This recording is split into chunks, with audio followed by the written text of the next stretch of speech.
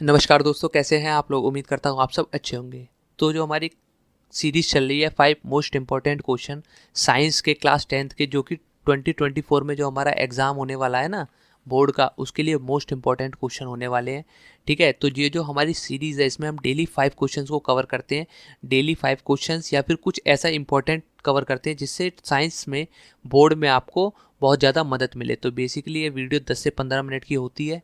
Every video इतने की होती है। अगर आप डेली 10 से 15 मिनट इन वीडियो को देखेंगे और जो मैंने ये क्वेश्चन करवाए हैं इनको नोट डाउन करेंगे, तो आपके बोर्ड में आउट ऑफ 100 अगर बात करें तो 100 में से 90 से अबव आने के पूरे पूरे आप गारंटी नहीं दे सकता, क्योंकि गारंटी के लिए आपको पढ़ना पड़ेगा। बट मैं इतनी गारंटी दे सकता हूँ कि जो पेपर आएगा वो इन्हीं में से आएगा, और 90 से ऊपर नंबर लाने की अगर किसी बच्चे के अंदर कैपेबिलिटी है तो वो ज़रूर ला पाएगा इन क्वेश्चंस को पढ़ के। बस कितना देना है, डेली 10 से 15 मिनट इन वीडियोज़ को देना है। डेली एक वीडियो देखना है जिसमें आपको डिफरेंट डिफरेंट चैप्टर से रिलेटेड डिफरेंट डिफरेंट क्वेश्चन देखने को मिलेंगे, जो कि डिफरेंट डिफरेंट ईयर में आए हैं। ठीक है, तो उसी की सीरीज़ में ये हमारा नेक्स्ट वीडियो। इससे पहले लाइफ प्रोसेस से एक वीडियो हो चुका है, ये दूसरा वीडियो है, तो इसमें हम बात कर लेते हैं। शुरू करते हैं आज का वीडियो। इसमें बोला है कि हमारा फंक्शन बताना है ट्रिप्सिन का, लाइपेज का, और 2 फंक्शन बताने फिंगर लाइक प्रोजेक्शन हमारे जो इनर वॉल स्मॉल इंटेस्टाइन के अंदर होता है उसके बारे में। ठीक है, तो सबसे पहले ट्रिप्सिन देखते हैं, फिर लाइपेज देखते हैं, फिर जो हमारे अंदर फिंगर लाइक स्ट्रक्चर होता है उसका नाम और उसके बारे में बताना है। ठीक है, तो बेसिकली ट्रिप्सिन क्या होता है। ट्रिप्सिन एक एंजाइम होता है। ट्रिप्सिन क्या होता है, एंजाइम होता है, जो कि पैनक्रियास के द्वारा प्रोड्यूस किया जाता है। ठीक है, और तो ये क्या बोल रहा है, this enzyme is produce by pancreas, pancreas के द्वारा प्रोड्यूस किया जाता है। Is an inactive form of trypsinogen. Trypsinogen की एक कौन सी फॉर्म है, इनएक्टिव फॉर्म है ट्रिप्सिनोजन की। ठीक है, ट्रिप्सिन का बेसिकली काम क्या होता है, ये प्रोटीन को पेप्टोन्स में और पेप्टोन्स को पेप्टाइड और अमीनो एसिड्स में तोड़ता है। बेसिकली हम जो खाना खाते हैं वो प्रोटीन और फैट्स की फॉर्म में खाते हैं, प्रोटीन फैट और कार्बोहाइड्रेट की फॉर्म में। बट हम लोग जो सेल्स को ज़रूरत होता है वो हम प्रोटीन थोड़ी दे देंगे, सेल्स को तो सिंपलर फॉर्म में कन्वर्ट करना है। तो बेसिकली ये कॉम्प्लेक्स फॉर्म से सिंपलर फॉर्म में कन्वर्ट करने का काम जो होता है वो ट्रिप्सिन और लाइपेज दोनों का यही होता है। बस ट्रिप्सिन क्या करता है, प्रोटीन पर वर्क करता है, प्रोटीन को सिंपल फॉर्म में कन्वर्ट यानी पेप्टोन्स को, और पेप्टोन्स को पेप्टाइड और अमीनो एसिड्स में कन्वर्ट करता है, जो हमारे सेल्स तक पहुंचते हैं और उनको जो नीड्स होती है वो एक तरह से फुलफिल करते हैं। दूसरा अगर हम बात करें लाइपेज की, लाइपेज भी एक एंजाइम होता है जो पैनक्रियास के द्वारा सीक्रेट होता है स्मॉल इंटेस्टाइन के अंदर, और ये क्या करता है, ये फैट को फैटी एसिड और ग्लाइकोसेल में कन्वर्ट करता है। बेसिकली ये क्या था, ये प्रोटीन को कन्वर्ट कर रहा था पेप्टोन्स, और पेप्टोन्स को अमीनो एसिड और पेप्टाइड में, ये फैट को फैटी एसिड और ग्लाइकोसेल में कन्वर्ट करता है। बेसिकली ये सब डाइजेशन में ही अपना अपना योगदान देते हैं। और जो हमारी बॉडी को फैट और ग्लाइकोसेल की ज़रूरत होती है वो फैट की फॉर्म में नहीं कर सकते, वो हमें इस फॉर्म में कन्वर्ट करना पड़ेगा, तब हमारी बॉडी उसको अच्छे तरीके से डाइजेस्ट कर पाएगी। ठीक है, या फिर जो हमारी बॉडी को नीड है वो इस फॉर्म में है, ना कि इस फॉर्म में। आगे चलते हैं। उसने पूछा फिंगर लाइक स्ट्रक्चर क्या है, तो हमें पता है विली है। विली फिंगर लाइक स्ट्रक्चर होता है जो कि स्मॉल इंटेस्टाइन के अंदर प्रेजेंट होता है। ठीक है, वॉल पे एक तरह से इसका सरफेस एरिया बहुत ज़्यादा होता है, जिसकी वजह से डाइजेशन, जो हमने फूड डाइजेस्ट किया है, पूरा डाइजेशन प्रोसेस हो चुका है, वो उसको एब्जॉर्व करने का काम करता है ये। तो देख लेते हैं इसने क्या बोला है। Wall of small intestine is provided with long finger like projection. ठीक है, जिसको विली बोलते हैं। इसके 2 फंक्शन क्या होते हैं, एक तो ग्रेटली इंक्रीज द एब्जॉर्प्शन। एक तो एब्जॉर्प्शन को इंक्रीज करता है, क्यों, क्योंकि सरफेस एरिया इसका बहुत ज़्यादा होता है। सरफेस एरिया ज़्यादा होने की वजह से ये rapid absorption of digestive food करता है, मतलब जल्दी जल्दी एब्जॉर्ब करता है डाइजेस्टिव फूड को, और इनर लाइनिंग में ज़्यादा ज़्यादा डाइजेस्टिव फूड को और जल्दी जल्दी डाइजेस्टिव फूड को एब्जॉर्ब करने का काम हमारा कौन करता है, विली करता है। आगे चलते हैं। नेक्स्ट क्वेश्चन क्या बोल रहा है देखो। बेसिकली फोटोसिंथेसिस के बारे में पूछा गया है। फोटोसिंथेसिस और balance chemical equation of photosynthesis, इसके बारे में मैं आपको प्रेफर करूंगा कि मैंने एक वीडियो इस चैनल पे एनिमेटेड फोटोसिंथेसिस के बारे में अपलोड की है, जिसमें एनिमेशन के माध्यम से मैंने आपको बताया कि फोटोसिंथेसिस का प्रोसेस कैसे वर्क करता है। तो आप जाके उस वीडियो को देखिए, आपको अच्छे से समझ में आएगा। बाकी मैं इसमें भी एक्सप्लेन करूँगा जितना हो सकेगा। ठीक है, तो बेसिकली फोटोसिंथेसिस एक प्रोसेस होता है जिसमें प्लांट अपना खाना खुद बनाते हैं। ठीक है, प्लांट अपना खाना खुद बनाते हैं। ग्रीन प्लांट के अंदर ग्रीन लीव्स होती हैं, जिसका जो कलर ग्रीन होता है वो क्लोरोफिल की वजह से होता है, जो क्लोरोप्लास्ट में प्रेजेंट होती है। ये अपना खाना किस की मदद से बनाती है? रॉ मटेरियल CO2 और H2O की मदद से अपना खाना बनाती है। कहाँ पे? क्लोरोप्लास्ट के अंदर, जहाँ पे जो कि एनिमल्स प्लांट सेल के अंदर होता है, ठीक है। और इसकी वजह से जो अर्थ के ऊपर लाइफ, जो सर्वाइवल ऑफ लाइफ है वो एक तरह से बना हुआ है। अगर ये नहीं होगा तो एंड हो जाएगी लाइफ अर्थ के ऊपर से, ठीक है। बेसिकली ऑक्सीजन रिलीज होता है। इसने पूछा कि कौन कौन से सिग्निफिकेंस है, तो सबसे पहले ऑक्सीजन रिलीज होता है, जिसका काम क्या होता है? जो फोटोसिंथेसिस में के द्वारा ऑक्सीजन रिलीज होता है वो एनिमल और ह्यूमन बीइंग अपने रेस्पिरेशन में यूज़ करते हैं। और जो बहुत सारे माइक्रोब्स होते हैं वो भी, उनको भी रेस्पिरेशन के लिए ऑक्सीजन की ज़रूरत पड़ती है, ठीक है। और दूसरी बात, अगर हम ऑक्सीजन की बात करें तो सबसे इंपॉर्टेंट है कि जो कंबशन होता है, कंबशन का मतलब जो हम लोग आग जलाते हैं ना, कोई भी कंबशन, कोई भी फायर है, कुछ भी आग जलाना है, वहाँ पे ऑक्सीजन, बिना ऑक्सीजन के कोई भी आग नहीं जल सकती, ठीक है। फ्यूल की बात करें तो फ्यूल एक तरह से जो प्लांट होते हैं वो फ्यूल कवर करते हैं कुछ समय तक। आप प्लांट को जब मिट्टी के अंदर दब जाते हैं तो वो एक तरह से फॉजल फ्यूल लाइक कोल हो गया, पेट्रोलियम हो गया, नेचुरल गैस हो गई, इसमें कन्वर्ट हो जाते हैं। जाकि जो कि अगर आप आज के समय में देखोगे तो रशिया, जो हमारा दुबई है, या फिर जो सऊदी अरेबिया है, UAE है, इराक है, ये सब क्या है? ये सब फॉजल फ्यूल, ये जो कोल और पेट्रोलियम हम वहीं से तो इंपोर्ट करते हैं, तो ये सारा वहाँ पे दबा हुआ था, वहाँ से अब निकल रहा है तेल के फॉर्म में, ठीक है। तो बेसिकली फॉजल फ्यूल की फॉर्म में कन्वर्ट हो जाते हैं मिलियंस ऑफ ईयर, बहुत समय से अगर रखे रहेंगे तब, ठीक है। इसकी बैलेंस केमिकल इक्वेशन क्या होगी? CO2 plus H2O। हमें पता है CO2 H2O मिलकर क्या बनाएंगे? C6H12, ग्लूकोज और वाटर निकल जाएगा ट्रांसपिरेशन के थ्रू, और ऑक्सीजन जो है वो निकल जाएगा स्टोमेटा के थ्रू। तो अगर हम इसको बैलेंस करें तो 6CO2, 12H2O, C6H12O6, 6H2 और 6O2 इस फॉर्म में हो जाएगा। बेसिकली यहाँ पे क्लोरोफिल होता है, प्रेजेंट होता है, सनलाइट एंजाइम बोल रहा है, ये सनलाइट की प्रेजेंस में ये पूरी प्रोसेस होती है। आगे चलते हैं। हमसे अगला क्वेश्चन में पूछा है, क्वेश्चन नंबर 8 में, कि बताओ हमें कि ऑटोट्रॉप और हेटरोट्रॉप में क्या डिफरेंस होता है, और एग्जाम्पल भी बताना साथ साथ में। तो हम लोग देख लेते हैं क्या क्या होता है। बेसिकली ऑटोट्रॉप क्या होते हैं?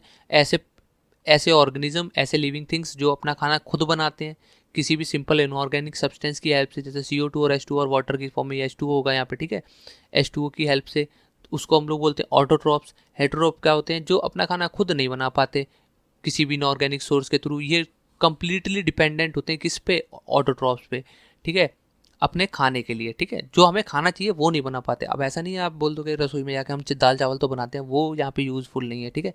जो दाल चावल में जो दाल आई है वो कहाँ से आई है? वो इसी प्रोसेस के थ्रू आई है, जो प्लांट के अंदर प्रोसेस होता है ना, क्या, फोटोसिंथेसिस का, उसी के थ्रू दाल बनती है, ठीक है। उसको हम लोग पका के खाते हैं, बनाते नहीं, हम लोग पकाते हैं, ठीक है। क्लोरोफिल, इसके पास क्लोरोफिल होता है जो कि ट्रैप कर सकता है सोलर एनर्जी को। हमारे पास ऐसा, मतलब हेटरोट्रॉप्स के पास ऐसी कोई चीज़ नहीं होती जो क्लोरोफिल की तरह जो सोलर एनर्जी को ट्रैप कर सके, ठीक है। इसको कैमियो ऑटोट्रॉप और फोटो ऑटोट्रॉप भी बोलते हैं। कैमियो क्यों बोलते हैं? क्योंकि केमिकल एनर्जी को फूड एनर्जी में कन्वर्ट किया जा रहा है, केमिकली तो है। और फोटोट्रॉप भी इसलिए बोलते हैं क्योंकि फोटो एक तरह से लाइट एनर्जी को कन्वर्ट किया जा रहा है ग्लूकोज या फिर एक तरह से फूड एनर्जी की फॉर्म में। ये इसके जो इसको फोटोट्रॉप और कैमियो ऑटोट्रॉप्स, इसको क्या बोल सकते हैं? सेप्रोफिटिक, पैरासिटिक और होलोजोइक। ये 3 मोड ऑफ न्यूट्रिशन होते हैं, जिसमें कुछ सेप्रोफिटिक होते हैं, पैरासिटिक और होलोजोइक। ये क्या करते हैं? डेड डिकेइंग एलिमेंट, प्लांट वगैरह को खाते हैं, ठीक है। आगे चलते हैं। अब इसका अगला क्वेश्चन क्या है? अगला क्या पूछा इसने, देखते हैं। अच्छा हाँ ठीक है। Autotroph placed in the bottom of the, एक तरह से प्रोड्यूसर का काम कौन करते हैं? ऑटोट्रॉप। इनका काम ये प्रोड्यूसर का वर्क करते हैं, सारा प्रोड्यूस यही करते हैं। कंज्यूमर हम लोग होते हैं, जो हेटरोट्रॉप होते हैं वो कंज्यूमर होते हैं, वो कंज्यूम करते हैं। जो ये बनाते हैं वो हम लोग खा लेते हैं, जो भी जैसा भी बनाते हैं हम लोग खा लेते हैं, ठीक है। सेब हो गया, आम हो गया, पपीता हो गया, ये सब ये बनाते हैं, खाते कौन है? कंज्यूमर, एनिमल और प्लांट, ठीक है। ग्रीन प्लांट हो गया इसका एग्जाम्पल, मशरूम, काऊ, गोट, ये सब इनके एग्जाम्पल हो गए, ठीक है। आगे चलते हैं। आगे क्या बोला है 9th क्वेश्चन में? 9th क्वेश्चन देखो। अच्छा, नीट और क्लीन डायग्राम से अमीबा का न्यूट्रिशन समझाना। तो अमीबा को समझ लेते हैं थोड़ा सा, अमीबा का न्यूट्रिशन कैसे होता है। देखो पहले डायग्राम नहीं, पहले पढ़ देता हूँ, फिर डायग्राम्स के थ्रू उसको अच्छे से एक्सप्लेन हो जाएगा। बेसिकली जो अमीबा होता है वो होलोजोइक होता है, और अमीबा का जो प्रोसेस ऑफ ऑब्टेनिंग फूड है उसको हम लोग फैगोसाइटोसिस बोलते हैं, ठीक है, फैगोसाइटोसिस बोलते हैं। अब ये क्या होता है ये देखो, अमीबा क्या है, एक सिंगल सेल ऑर्गेनिज्म है जो फूड को अपने फिंगर लाइक प्रोजेक्शन के थ्रू एब्जॉर्व करता है, जिसको हम लोग बोलते हैं सूडोपोडिया, ठीक है, सूडोपोडिया बोलते हैं। ये क्या करता है, फिंगर लाइक स्ट्रक्चर, एक फिंगर की तरह स्ट्रक्चर खोलता है और उसके अंदर सीधे ट्रैप कर लेता है, ठीक है। द फूड इज ये little surrounding water and vacuoles, basically food को पहले तो ट्रैप करता है, फिर आसपास जो पानी होता है उसको भी फूड वैक्यूल के थ्रू अपने अंदर उसको एक तरह से खींच लेता है, ठीक है।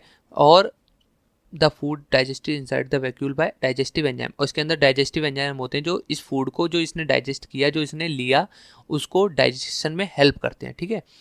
अब क्या होता है, ये जो इनकी तरह पूरा सिस्टम तो होता नहीं, सिंगल सेल है तो कितना भी बड़ा सिस्टम होगा, तो साइटोप्लाज्म इनका क्या करता है, डायरेक्ट जो होता है फूड से जो एनर्जी होती है वो डायरेक्ट इसको एब्जॉर्व करता है। Food is absorb directly absorb करता है अमीबा के द्वारा, ऐसा डायरेक्टली एब्जॉर्व होता है डिफ्यूजन के प्रोसेस के थ्रू, ठीक है। ये डायरेक्ट इनका फूड क्या है, ऑब्टेन एनर्जी, बेसिकली सब लोग जो भी फूड खाते हैं उसका मतलब यही होता है, जिस पर्पज़ यही होता है क्या, ऑब्टेन एनर्जी और ग्रोथ ऑफ एमीबा। ये क्या करता है, फूड के अमीबा की ग्रोथ होती है। हम ह्यूमन बीइंग के अंदर भी सेम होता है, हम लोगों के अंदर भी ग्रोथ की वजह से ही हम लोग फूड खाते हैं, हमारी बॉडी के अंदर जो ग्रोथ होती है फूड की वजह से तो होती है। बाकी जो बचा हुआ होता है उसको फिंगर लाइक प्रोजेक्शन के थ्रू, जैसे जो फिंगर से खोलती है वैसे ही रिकैप्चर करके सेल मेम्ब्रेन उसको बाहर फेंक देती है, ठीक है। अब इसको थोड़ा सा डायग्राम से समझो तो अच्छे से समझ में आएगा कि आखिर मैं क्या कहना चाहता था, या फिर ये क्वेश्चन क्या कहना चाहता था मैं, तो थोड़ा सा अलग हो गया, ठीक है।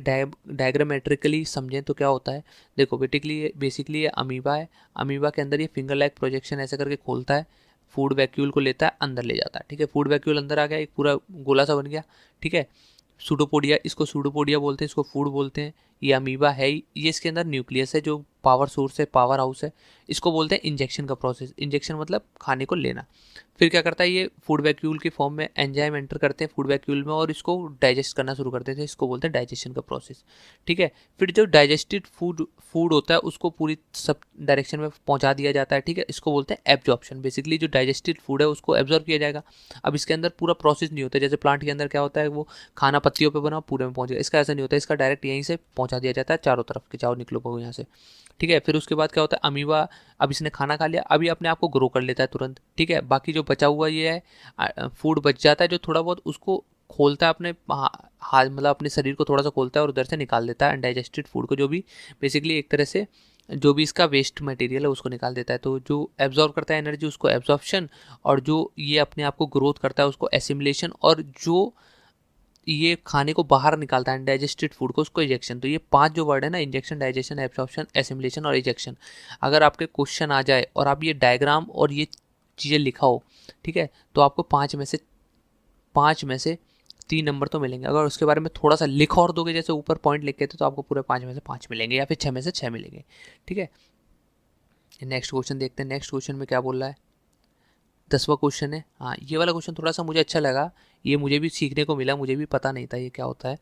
बेसिकली पेरिस्टाल्टिक मूवमेंट क्या होता है, पेरिस्टाल्टिक मूवमेंट क्या होता है, जब हम लोग खाना खाते हैं ना, खाना खाते हैं ऑटोफोगस के थ्रू, तो जब आप लोगों ने कभी देखा है, जब खाना खाते हो, कभी अभी करके देखना, जब आप वीडियो देख रहे हो, आप कुछ भी खाओगे तो आपकी बॉडी के अंदर कुछ इस प्रकार से होता है, देखो ऐसे करके होता है, ठीक है, ये ऐसे, ये पूरा फूड पाइप, ये फूड है, ठीक है। तो बेसिकली ये वाली जो सेल्स होती हैं ये सप्रेस होती हैं, एक तरह से दबती हैं, और ये वाली एक्सपेंड करती हैं, ठीक है। थोड़ी देर बाद ये सप्रेस होंगी और ये वाली एक्सपेंड करेंगी, जिसकी वजह से ये खाना नीचे जाता है। इसी प्रोसेस को क्या बोलते हैं हम लोग, पेरिस्टाल्टिक मूवमेंट। क्या बोलता है, the relaxation of guts muscles to move partially digestive food downward through the alimentary canal is called peristaltic movement. तो यही होता है बेसिकली, क्या होता है, जो हमारा पाइप होता है ना, फूड पाइप, उसके अंदर जब खाना आएगा तो यहाँ से ये थोड़ा सा ऐसे एक्सपेंड हो जाती है और ऊपर वाली थोड़ी सी एक तरह से सप्रेस हो जाती है, फिर ये मसल्स थोड़ी सी सप्रेस होती हैं, यहाँ से ये फूड यहाँ पे आ जाता है,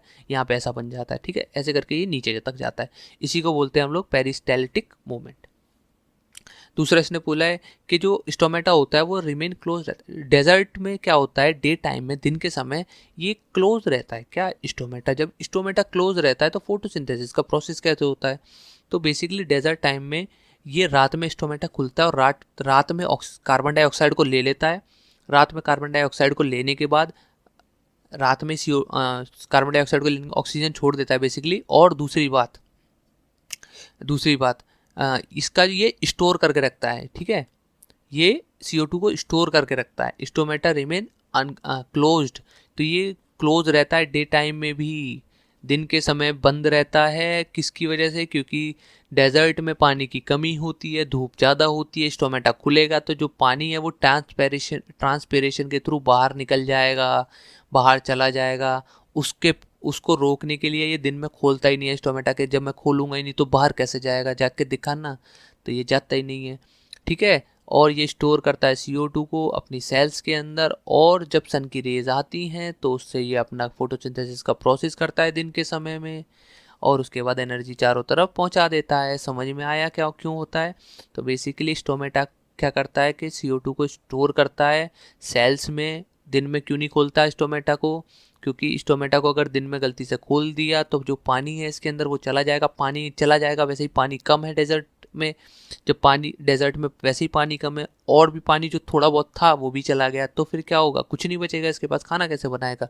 खाना बनाने के लिए पानी और CO2 तो लगेगा ना, ठीक है। तो आपको वीडियो कैसा लगा बताना कमेंट करके। बाकी आपको अगर कुछ समझ में ना आया हो, कुछ भी क्वेश्चन हो, कुछ भी क्वारीज हो, तो आप कमेंट करके बता सकते हैं।